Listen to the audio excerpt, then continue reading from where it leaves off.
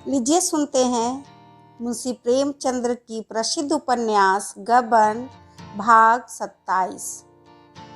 कई दिनों के बाद एक दिन कोई 8 बजे रमा पुस्तकालय से लौट रहा था कि मार्ग में उसे कई युवक शतरंज के किसी नक्शे की बातचीत करते मिले। यह नक्शा वहाँ के एक हिंदी दैनिक पत्र में छपा था और उसे हल करने वाले को 50 रुपये इनाम देने का वचन दिया गया था। नक्शा असाध्य सा जान पड़ता था। कम से कम इन युवकों की बातचीत से तो ऐसा ही टपकता था। यह भी मालूम हुआ कि वहाँ के और भी कितने ही शतरंजबाजों ने उसे हल करने के लिए भरपूर जोर लगाया, पर कुछ पेश न गई।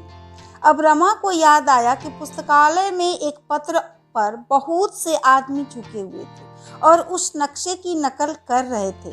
जो आता था 2-4 मिनट तक वह पत्र देख लेता था। अब मालूम हुआ यह बात थी। रमा को इनमें से किसी से भी परिचय न था, पर वह नक्शा देखने के लिए इतना उत्सुक हो रहा था कि उससे बिना पूछे न रहा गया। बोला, आप लोगों में किसी के पास वह नक्शा है? युवकों ने एक कंबल पोश आदमी को नक्शे की बात पूछते सुना तो उसमें कोई अताई होगा। एक ने रुखाई से कहा, हाँ है तो, मगर तुम देखकर क्या करोगे? यहाँ अच्छे अच्छे गोते खा रहे हैं। एक महाशय जो शतरंज में अपना सानी नहीं रखते, उसे हल करने के लिए 100 रुपये अपने पास से देने को तैयार है। दूसरा युवक बोला, दिखा क्यों नहीं देते जी? कौन जाने यही बेचारे हल कर ले, शायद इन्हीं की सूझ लड़ जाए। इस प्रेरणा में सज्जनता नहीं, व्यंग था। उसमें यह भाव छिपा था कि हमें दिखाने में कोई उर्ज नहीं है, देखकर अपनी आंखों को तृप्त कर लो, मगर तुम जैसे उल्लू उसे समझ ही नहीं सकते, हल क्या करेंगे? जान पहचान की एक दुकान में जाकर उन्होंने रमा को नक्शा दिखाया। रमा को तुरंत याद आ गया, यह नक्शा पहले भी कहीं देखा है। सोचने लगा, कहाँ देखा है? एक युवक ने चुटकी ली, आपने तो हल कर लिया होगा। दूसरा, अभी नहीं किया तो एक क्षण में किए लेते हैं। तीसरा, जरा दो एक चाल बताइए तो। रमा ने उत्तेजित होकर कहा, यह मैं नहीं कहता कि मैं उसे हल कर ही लूंगा, मगर ऐसा नक्शा मैंने एक बार हल किया है और संभव है इसे भी हल कर लूं। जरा कागज पेंसिल दीजिए तो नकल कर लूं। युवकों का अविश्वास कुछ कम हुआ। रमा को कागज पेंसिल मिल गया। एक क्षण में उसने नक्शा निकाल कर नकल कर लिया और युवकों को धन्यवाद देकर चला। एकाएक उसने फिर कर पूछा, जवाब किसके पास भेजना होगा? एक युवक ने कहा, प्रजामित्र के संपादक के पास। रमा ने घर पहुंचकर उस नक्शे पर दिमाग लगाना शुरू किया, लेकिन मोहरों की चालें सोचने की जगह वह यही सोच रहा था कि यह नक्शा कहाँ देखा। शायद याद आते ही उसे नक्शे का हल भी सूझ जाएगा। अन्य प्राणियों की तरह मस्तिष्क भी कार्य में तत्पर न होकर बहाने खोजता है। कोई आधार मिल जाने से वह मानो छुट्टी पा जाता है। रमा आधी रात तक नक्शा सामने खोले बैठे रहा। शतरंज की जो बड़ी बड़ी मार्के की बाजियां खेली थी, उन सब का नक्शा उसे याद था, पर यह नक्शा कहाँ देखा? सहसा उसकी आंखों के सामने बिजली सी कौंध गई। खोई हुई स्मृति मिल गई। आहा, राजा साहब ने यह नक्शा दिया था। हाँ ठीक है। लगातार 3 दिन तक दिमाग लड़ाने के बाद उसने हल किया था। नक्शे की नकल भी कर लाया था। फिर तो उसे एक एक चाल याद आ गई। एक क्षण में नक्शा हल हो गया। उसने उल्लास के नशे में जमीन पर 2-3 कुलांचे लगाई, मूंछों पर ताव दिया, आईने में मुंह देखा और चारपाई पर लेट गया। इस तरह अगर महीने में एक नक्शा मिलता जाए तो क्या पूछना। देवी दीन अभी आग सुलगा रहा था कि रमा प्रसन्न मुख आकर बोला, दादा जानते हो प्रजा मित्र अखबार का दफ्तर कहाँ है? देवी दीन, जानता क्यों नहीं हूँ, यहाँ कौन अखबार है जिसका मुझे पता न मालूम हो? प्रजा मित्र का संपादक एक रंगीला युवक है जो हरदम मुंह में पान भरे रहता है, मिलने जाओ तो आंखों से बातें करता है, मगर है हिम्मत का धनी, 2 बार जेहल हो आया है। रमा, आज जरा वहां तक जाओगे? देवी दीन ने कातर भाव से कहा, मुझे भेजकर क्या करोगे? मैं न जा सकूंगा। क्या बहुत दूर है? नहीं, दूर नहीं है। फिर क्या बात है? देवी दीन ने अपराधियों के भाव से कहा, कुछ बात नहीं है, बुढ़िया बिगड़ती है, उसे वचन दे चुका हूँ कि स्वदेशी विदेशी के झगड़े में न पड़ूंगा, न किसी अखबार के दफ्तर में जाऊंगा। उसका दिया खाता हूँ तो उसका हुक्म भी तो बजाना पड़ेगा। रमा ने मुस्कुरा कर कहा, दादा तुम तो दिलगी करते हो, मेरा एक बड़ा जरूरी काम है। उसने शतरंज का एक नक्शा छपा था जिस पर 50 रुपया इनाम है। मैंने यह नक्शा हल कर दिया है, आज छप जाए तो मुझे यह इनाम मिल जाए। अखबारों के दफ्तर में अक्सर खुफिया पुलिस के आदमी आते जाते रहते हैं, यही भय है, नहीं तो मैं खुद चला जाता। लेकिन तुम नहीं जा रहे हो तो लाचार मुझे ही जाना पड़ेगा। बड़ी मेहनत से यह नक्शा हल किया है, सारी रात जागता रहा हूँ। देवी दीन ने चिंतित स्वर में कहा, तुम्हारा वहां जाना ठीक नहीं। रमा ने हैरान होकर पूछा, तो फिर क्या डाक से भेज दूं? देवी दीन ने एक क्षण सोचकर कहा, नहीं, डाक से क्या भेजोगे? सादा लिफाफा इधर उधर हो जाए तो तुम्हारी सारी मेहनत अकारथ जाए। रजिस्ट्री कराओ तो कहीं परसों पहुंचेगा, कल इतवार है, किसी और ने जवाब भेज दिया तो वह इनाम मार ले जाएगा। यह भी तो हो सकता है कि अखबार वाले धांधली कर बैठे और तुम्हारा जवाब अपने नाम से छाप कर रुपया हजम कर ले। रमा ने दुविधा में पड़कर कहा, मैं ही चला जाऊंगा, तुम्हें मैं ना जाने दूंगा। कहीं फंस जाओ तो? बस फंसना तो एक दिन है ही, कब तक छिपा रहूंगा? तो मरने के पहले ही क्यों रोना पीटना हो? जब फंसोगे तब देखी जाएगी। लाओ मैं चला जाऊं, बुढ़िया से कोई बहाना कर दूंगा, अभी भेंट भी हो जाएगी, दफ्तर ही में रहते भी हैं, फिर घूमने घामने चल देंगे तो 10 बजे से पहले ना लौटेंगे। रमा ने डरते डरते कहा, तो 10 बजे बाद जाना, क्या हरज है? देवी दीन ने खड़े होकर कहा, तब तक कोई दूसरा काम आ गया तो आज रह जाएगा, घंटे भर में लौट आता हूँ, अभी बुढ़िया देर में आएगी। यह कहते हुए देवी दीन ने अपना काला कंबल ओढ़ा, रमा से लिफाफा लिया और चल दिया। जग्गो साग भाजी और फल लेने मंडी गई हुई थी। आधा घंटे में सिर पर एक टोकरी रखे और एक बड़ा सा टोकरा मजूर के सिर पर रखवाए आई, पसीने से तर थी। आते ही बोली, कहाँ गए? जरा बोझ तो उतारो, गर्दन टूट गई। रमा ने आगे बढ़कर टोकरी उतरवा ली, इतनी भारी थी कि संभाले न संभलती थी। जग्गो ने पूछा, वह कहाँ गए हैं? रमा ने बहाना किया, मुझे तो नहीं मालूम, अभी इसी तरफ चले गए हैं। बुढ़िया ने मजूर के सिर का टोकरा उतरवाया और जमीन पर बैठकर एक टूटी सी पंखिया झलती हुई बोली, चरस की चाट लगी होगी और क्या, मैं मरमर कमाऊं और यह बैठे बैठे मौज उड़ाए और चरस पिए। रमा जानता था देवी दीन चरस पीता है, पर बुढ़िया को शांत करने के लिए बोला, क्या चरस पीते हैं? मैंने तो नहीं देखा। बुढ़िया ने पीठ की साड़ी हटाकर उसे पंखी की डंडी से खुजाते हुए कहा, इनसे कौन सा नशा छूटा है? चरस यह पिए, गांजा यह पिए, शराब इन्हें चाहिए, भांग इन्हें चाहिए। हाँ, अभी तक अफीम नहीं खाई, या राम जाने खाते हो, मैं कौन हरदम देखती रहती हूँ।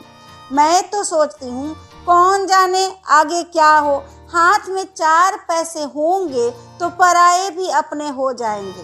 पर इस भले आदमी को रत्ती भर चिंता नहीं सताती। कभी तीरथ है, कभी कुछ, कभी कुछ। मेरा तो नाक में दम आ गया। भगवान उठा ले जाते तो यह कुसंग तो छूट जाती। तब याद करेंगे लाला, तब जग्गो कहाँ मिलेगी जो कमा कमा कर गुलछर्रे उड़ाने को दिया करेगी। तब रकत के आंसू ना रोए तो कह देना कोई कहता था कि पैसे कै हुए तेरे। मजूर ने बीड़ी जलाते हुए कहा, बोझा देख लो दाई, गर्दन टूट गई। जग्गो ने निर्दय भाव से कहा, हाँ हाँ गर्दन टूट गई, बड़ी सुकुमार है ना, यह ले कल फिर चले आना। मजूर ने कहा, यह तो बहुत कम है, मेरा पेट ना भरेगा। जग्गो ने पैसे और थोड़े से आलू देकर उसे विदा किया और दुकान सजाने लगी। सहसा उसे हिसाब की याद आ गई। रमा से बोली, भैया जरा आज का खर्चा तो टाँक दो, बाजार में जैसे आग लग गई है। बुढ़िया छबड़ियों में चीजें लगा लगा कर रखती जाती थी और हिसाब भी लिखाती जाती थी। आलू, टमाटर, कद्दू, केले, पालक, सेम, संतरे, गोभी, सब चीजों का तौल और दर उसे याद था। रमा ने दोबारा पढ़वा कर उसने सुना, तब उसे संतोष हुआ। इन सब कामों से छुट्टी पाकर उसने अपनी चिलम भरी और मोढ़े पर बैठकर पीने लगी। लेकिन उसके अंदाज से मालूम होता था कि वह तंबाकू का रस लेने के लिए नहीं, दिल को जलाने के लिए पी रही है। एक क्षण के बाद बोली, दूसरी औरत होती तो घड़ी भर इसके साथ निभाह न होता।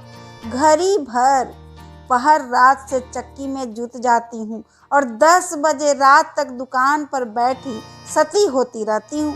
खाते पीते 12 बजते हैं, तब जाकर 4 पैसे दिखाई देते हैं और जो कुछ कमाती हूँ यह नशे में बर्बाद कर देता है। 7 कोठरी में छिपा के रखूं पर इसकी निगाह पहुंच ही जाती है, निकाल लेता है। कभी एक आध चीज वस्त्र बनवा लेती हूँ तो वह आंखों में गरने लगती है, तानों से छेदने लगता है। भाग में लड़कों का सुख भोगना नहीं बदा था तो क्या करूं? छाती फाड़ के मर जाऊं? मांगे से तो मौत भी नहीं मिलती। सुख भोगना लिखा होता तो जवान बेटे चल देते और इस पियक्कर के हाथों मेरी यह सांसत होती। इसी ने सुदेशी के झगड़े में पड़कर मेरे लालों की जान ली। आओ इस कोठरी में भैया, तुम्हें मुकद्दर की जोड़ी दिखाऊं। दोनों इस जोड़ी से 500 हाथ फेरते थे। अंधेरी कोठरी में जाकर रमा ने मुकद्दर की जोड़ी देखी। उस पर वार्निश थी, साफ सुथरी, मानो अभी किसी ने फेर कर रख दिया। बुढ़िया ने सगर्भ नेत्रों से देखकर कहा, लोग कहते थे कि यह जोड़ी महाब्राह्मण को दे दे तो तुझे देख देख कलंक होगा। मैंने कहा, यह जोड़ी मेरे लालों की जुगल जोड़ी है, यही मेरे दोनों लाल है। बुढ़िया के प्रति आज रमा के हृदय में असीम श्रद्धा जागृत हुई। कितना पावन धैर्य है, कितनी विशाल वत्सलता, जिसने लकड़ी के इन 2 टुकड़ों को जीवन प्रदान कर दिया है।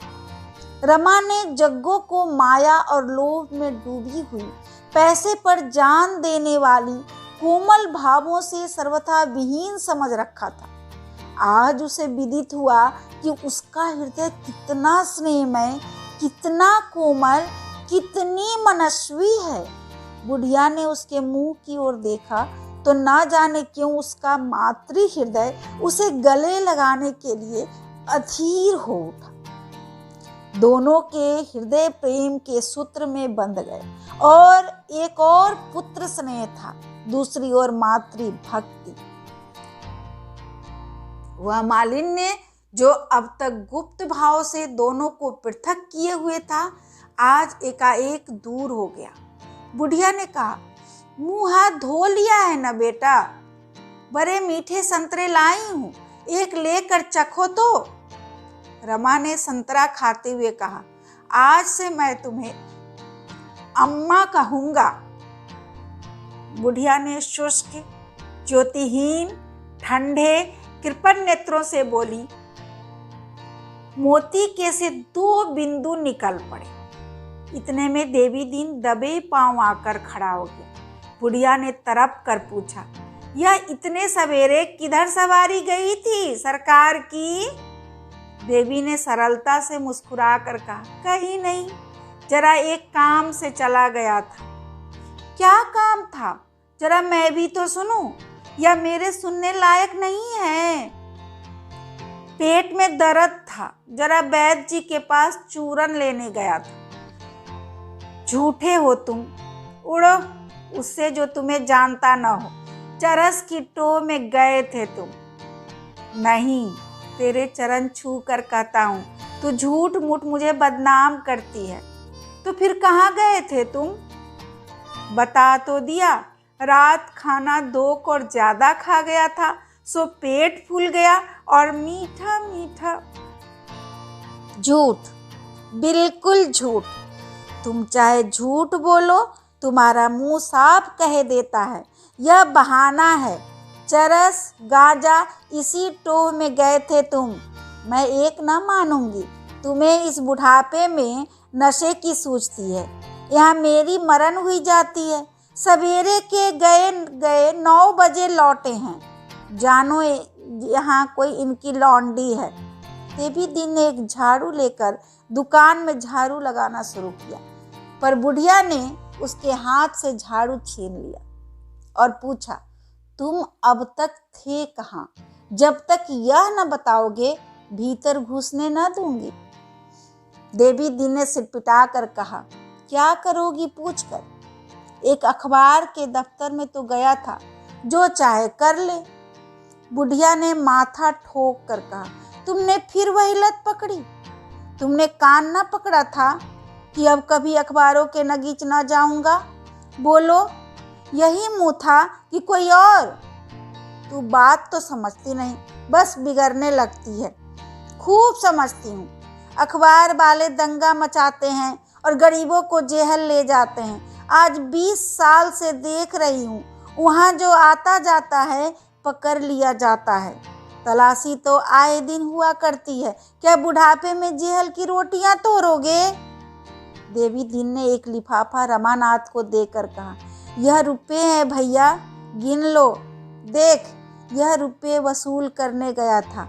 जी ना मानता हो तो आधे ले लो। बुढ़िया ने आंखें फाड़ कर कहा, अच्छा, तो तुम अपने साथ इस बेचारे को भी डुबाना चाहते हो?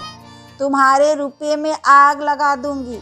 तुम रुपए मत लेना भैया, जान से हाथ धोगे। अब सेंतमेंट आदमी नहीं मिलते, तो सब लालच दिखाकर लोगों को फंसाते हैं।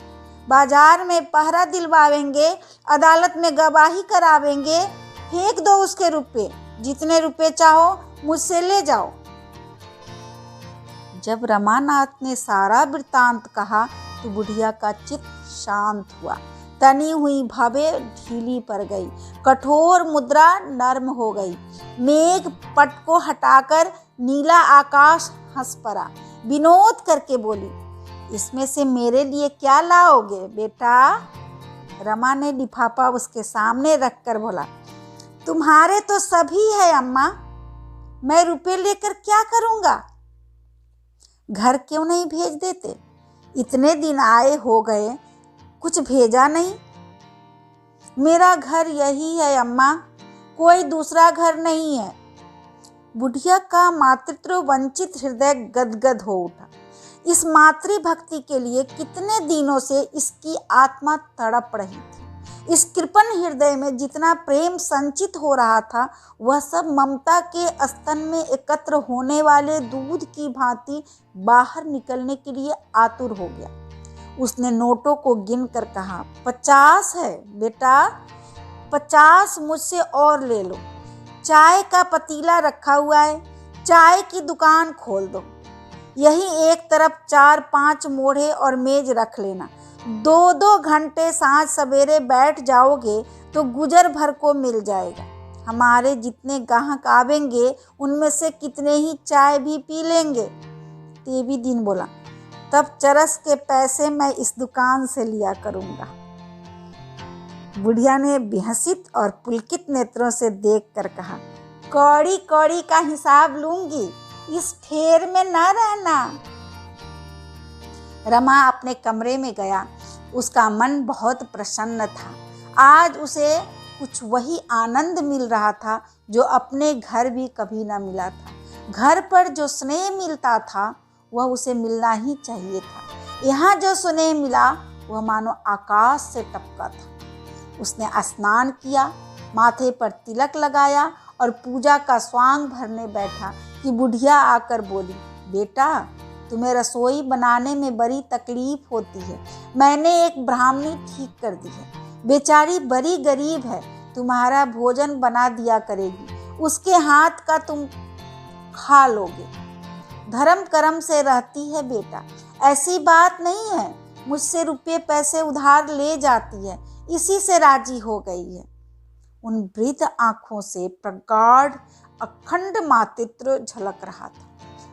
कितना विशुद्ध, कितना पवित्र।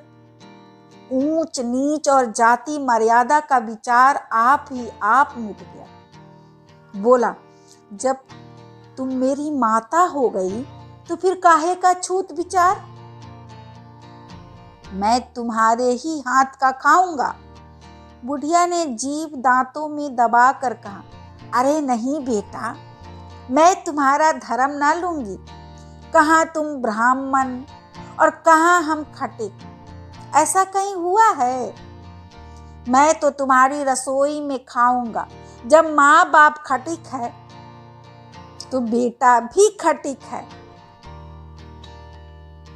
जिसकी आत्मा बड़ी हो वही ब्राह्मण है। और जो तुम्हारे घर वाले सुने तो क्या कहे? मुझे किसी के कहने सुनने की चिंता नहीं है अम्मा। आदमी पाप से नीच होता है, खाने पीने से नीच नहीं होता। प्रेम से जो भोजन मिलता है वह पवित्र होता है, उसे जो देवता भी खाते हैं। बुढ़िया के हृदय में भी जाति गौरव का भाव उदय हुआ। बोली, बेटा खटिक कोई नीच जात नहीं है। हम लोग ब्राह्मण के हाथ का भी नहीं खाते, कहार का पानी तक नहीं पीते, मांस मछली हाथ से नहीं छूते। कोई कोई शराब पीते हैं, मुदा लुक छिप कर। इसने किसी को नहीं छोड़ा। बेटा बड़े बड़े तिलकधारी गटागट पीते हैं, लेकिन मेरी रोटियां तुम्हें अच्छी नहीं लगेगी। रमा ने मुस्कुरा कर कहा, प्रेम की रोटियों में अमृत रहता है अम्मा, चाहे गेहूं का हो या बाजरे की। बुढ़िया यहाँ से चली तो मानो अंचल में आनंद की निधि भरी हो। अभी आप सुन रहे थे मुंशी प्रेमचंद्र की प्रसिद्ध उपन्यास गबन का भाग 27। धन्यवाद।